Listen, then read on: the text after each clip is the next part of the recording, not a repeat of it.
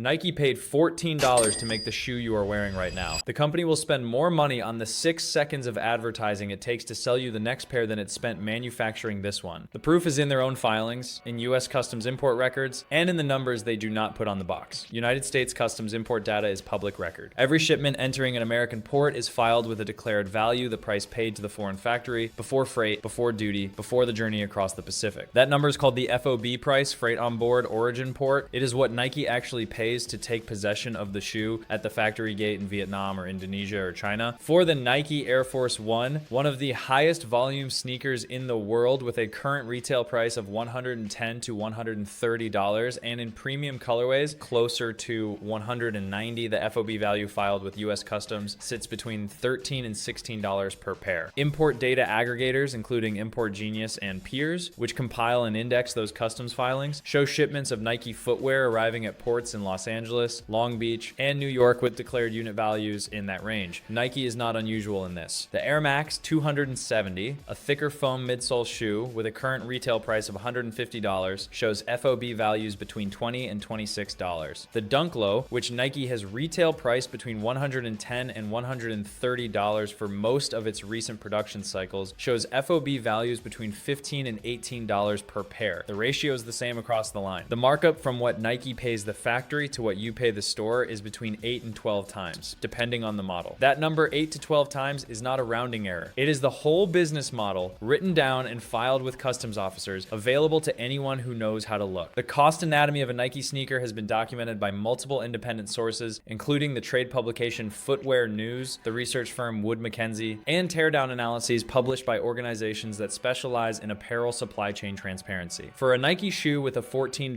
FOB cost, the breakdown is roughly as follows. Upper materials, the mesh, synthetic leather, overlays, and lace components account for approximately $4 to $5. The midsole foam in a standard Nike shoe, this is a compression molded EVA compound, not a proprietary aerospace material, costs between $2 and $3 in raw compound and molding. The outsole, rubber, typically a carbon rubber blend for durability zones and a softer blown rubber for the forefoot, adds another $1.50 to $2. The lining, insole, and hardware eyelets, lace tips are roughly $1 combined. Labor in Vietnam, where Nike's largest concentration of contract manufacturing is located, accounts for approximately $2 to $3 per pair. Factory overhead, including the cost of running the production line and the factory's own margin, accounts for the remainder, roughly $2. The FOB, total materials, labor, overhead, factory profit is $14, loaded onto a container ship in Ho Chi Minh City. After the shoe leaves the factory, freight and import duty add to the cost. Ocean freight from Vietnam to a US port, divided across the tens of thousands of pairs in a container, adds approximately $1 to $1.50 per pair. US import duty on athletic footwear runs between 3 and 12% of the FOB value depending on the tariff classification. For a $14 shoe, this adds between 40 cents and $1.70. Nike's total landed cost for that shoe, what it costs to get it from the factory in Vietnam into a US distribution center, is approximately $16 to $18. Nike's wholesale price to the retail accounts that carry its shoes, Foot Locker, Dick's Sporting Goods, JD Sports, is typically 55 to 60% of retail. For a $190 shoe, that means Nike charges the retailer approximately $105 to $115. The retailer marks it up to $190. Nike's gross profit on that transaction before any corporate overhead is roughly $88 to $97 per pair on a $16 landed cost. That is the gap. That is what is being discussed when someone says the word margin. Nike's FY 2024 annual report, filed with the Securities and Exchange Commission for the fiscal year ending the 31st of May 2024, shows total revenues of $51.4 billion and gross profit of $22.9 billion. That is a gross margin of 44.6%, not the margin of a luxury goods company, the margin of a company that has convinced the market it is one. Nike's own financial disclosures describe two major categories of operating expense below the gross profit line: demand creation and operating overhead. Demand creation is the marketing, budget, athlete endorsements, media buying, event sponsorships, store presentations, the SNKRS app, all of it. In fiscal year 2024, Nike spent $4.1 billion on demand creation. That is $4.1 billion in a single year on the machinery that makes you want the shoe. The shoe itself, the physical object, the rubber and foam and stitching cost $16 to produce. The campaign telling you the shoe is worth $190 cost 4,000 times more per pair on an annualized basis than the shoe costs to make. Nike's R&D budget for the same fiscal year was approximately $1.5 billion.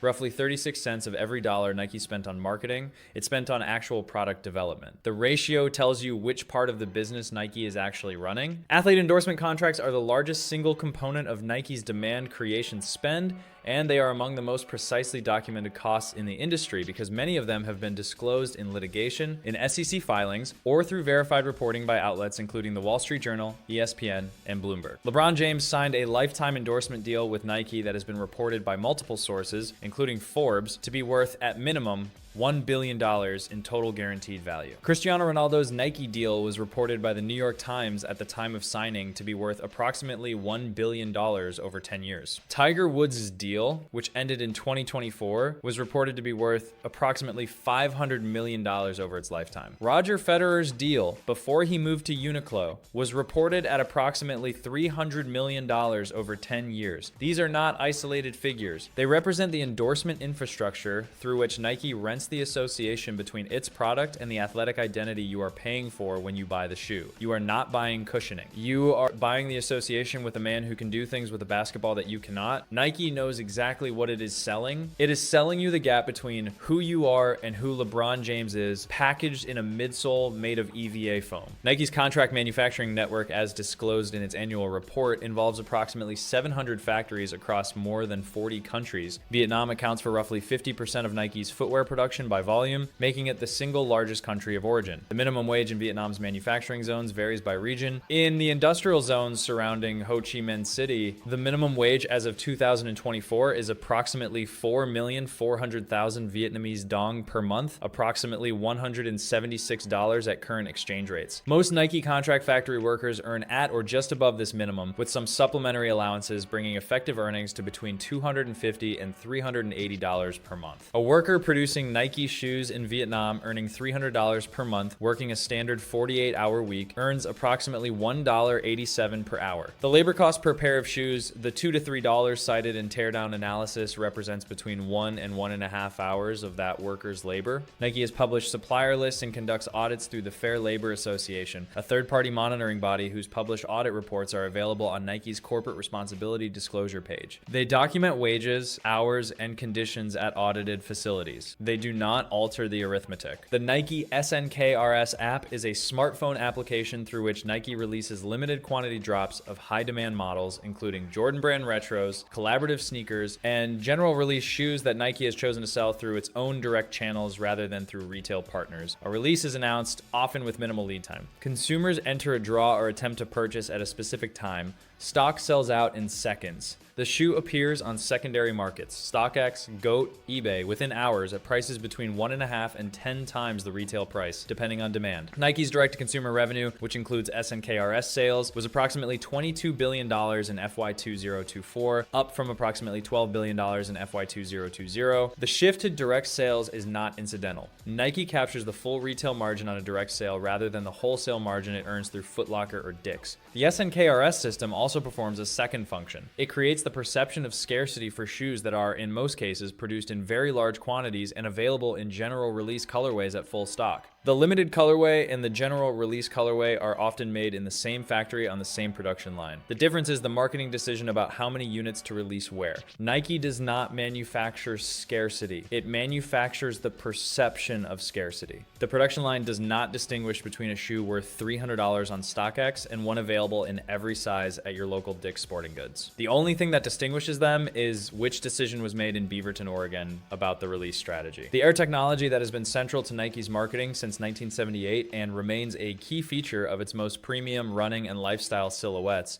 is a pressurized gas cushioning unit encapsulated in a polyurethane bag. The Air Max 270, which retails at $150 and features the largest visible air heel unit in Nike's consumer line, uses a heel air unit that measures approximately 27 millimeters in height. The polyurethane material and the nitrogen gas inside it cost, according to materials industry sourcing data and manufacturer estimates cited in Footwear News, approximately $1.50 to $2 per unit at production volume. The remaining midsole foam, a standard Phylon compound surrounding manufacturing the Air unit costs between $1 and $2. The total cushioning system in a $150 Air Max costs approximately $3 to $4 to manufacture. Nike holds patents covering the geometry and production method of its air cushioning systems.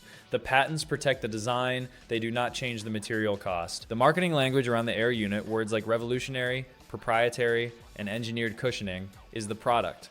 The foam is the substrate. Jordan Brand is a subsidiary of Nike that operates as a licensed brand within the Nike corporate structure. Its products are designed, marketed, and sold under the Jumpman logo, which is itself a silhouette derived from a promotional photograph of Michael Jordan taken for a dunk contest in 1984. Jordan Brand generated approximately $6.6 billion in revenue in Nike's fiscal year 2023, making it one of the largest individual sneaker brands in the world as a standalone entity. The shoes in the Jordan Brand catalog, the Air Jordan 1, Air Jordan 3, Air Jordan 4, and the retro lineup more broadly, are manufactured in the same contract factories in Vietnam, China, and Indonesia that produce Nike's own label product. The factory cost structure is functionally identical. An Air Jordan 1 Retro High OG, which retails at $180, is produced at an FOB cost in the same range as a Dunk Low, approximately $16 to $20, depending on the colorway and material specification. The Jordan Brand Premium, the additional $30 to $50 you pay for the Jumpman versus the equivalent swoosh, reflects the retro marketing machinery and the cultural mythology constructed around a man who last played in the NBA in 2003. 20 years. The Jordan Brand has been selling you a man who retired 20 years ago at a premium on a factory cost that is interchangeable with the shoe next to it on the shelf. That is the brand machine operating at full efficiency. The alternative exists, and it is not obscure. New Balance manufactures a portion of its premium running line, the 990 series, the 993, the 1,300 inches, its own factories in Norridgewock and Skowhegan, Maine, and in Lawrence, Massachusetts. The New Balance 990 V6, the current version of a silhouette first introduced in 1982, retails at approximately $185. The manufacturing cost of a shoe made in the United States, where Massachusetts' minimum wage is $15 and where New Balance's production workers are documented in press coverage by the Boston Globe and the Maine Monitor to earn between $17 and $22 per hour, is substantially higher than a shoe produced in Vietnam. New Balance publishes the location of its domestic factories. The Made in USA label on a 990 V6 has a legal definition under Federal Trade Commission guidelines. The product must be all or virtually all made in the United States, with virtually all meaning domestic content greater than 98%. New Balance has defended that claim in FTC review proceedings. The shoe is what it says it is, at $185 for a domestically produced performance running shoe with a documented factory, a traceable supply chain, and a model history dating to 1982. The cost per wear arithmetic against a $190 Nike shoe made in Vietnam produces a straightforward conclusion. The New Balance shoe, maintained properly, has a documented lifespan among serious runners of between 800 and 1,000 miles. The Nike Air Max, a foam and air lifestyle shoe rather than a true performance running platform, has a midsole compression lifespan closer to 500 miles in use. Over a 3-year period of regular use, the New Balance 990 V6 costs less per day worn. The shoe that costs more costs less. That is the arithmetic Nike does not want you to do. Brooks Running, a Seattle-based brand owned by Berkshire Hathaway, manufactures all of its product in factories in Vietnam, China, and Sri Lanka, the same geography as Nike. The difference is disclosure. Brooks publishes its factory list, its audit results, and its supply chain standards in an annual social and environmental impact report that is publicly available on its corporate website. The Brooks Go 16, a cushioned daily trainer that retails at $140, uses a nitrogen-infused DNA Loft V3 midsole compound developed in partnership with BASF, the German chemical company. The compound specification and the BASF partnership are disclosed on Brooks's product page. The factory producing it is named in Brooks's supplier disclosure. The shoe costs $20 less than the comparable Nike Air Max and is made with more documented transparency about everything that went into it. Salomon, a French outdoor performance brand, manufactures its trail running and outdoor footwear in its own factory in Annecy, France, as well as in partner factories in Asia. Salomon's XT6 trail running shoe, which has crossed into lifestyle and streetwear use, retails at approximately $160. Its construction, including the Contagrip outsole rubber compound and the Energy Save midsole, has technical performance data published by Salomon. These brands are not secrets. They are available on the same websites where you buy Nike. The difference is that nobody spent $4 billion this year telling you to want them. The pattern is the same every time. The brand with the largest marketing budget charges the most and makes the least. The brand with the documented factory and the disclosed supply chain charges you for the shoe, not for the billboard. $4 billion in demand creation is $4 billion added to the cost of the shoe. It shows up in the retail price. It does not show up in the midsole. Nike paid $14 to make the shoe. You paid $190 to own. The difference between those two numbers is not materials. It is not craftsmanship. It is not innovation. It is the endorsement machine, the scarcity mechanism, the marketing infrastructure, and the decades-long project of making a foam and rubber product feel like something more than what it is. That is a legitimate business strategy. It is not a secret anymore. A shoe made in the same country, on the same type of production line, with a published factory list and a documented construction standard exists at the same price point or lower. Knowing the arithmetic does not mean you have to change what you buy. It means you are choosing what you buy rather than being chosen by a logo.